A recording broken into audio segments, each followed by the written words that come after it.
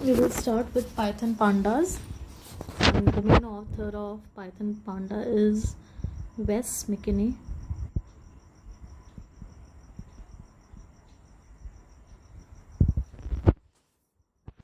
So Pandas is a library of Python. To use this library, we have to include first import pandas as PD.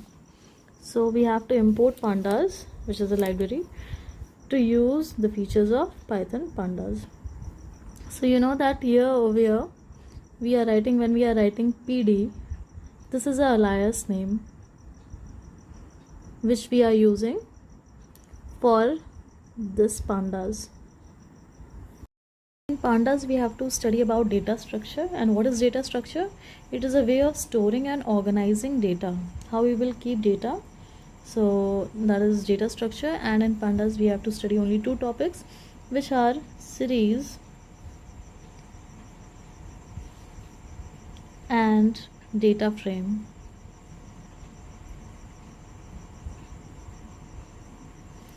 So what is the difference between series and data frame? We will see on basis of three things.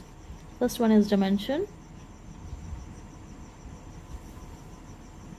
Series is one dimension, whereas data frame is two-dimensional. In two-dimension format we can store the data. Now type of data. Which type of data can be stored? Series can store only homogeneous data,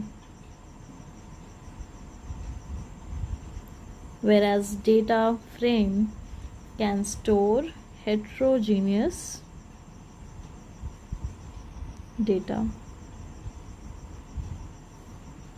And last one is about mutability.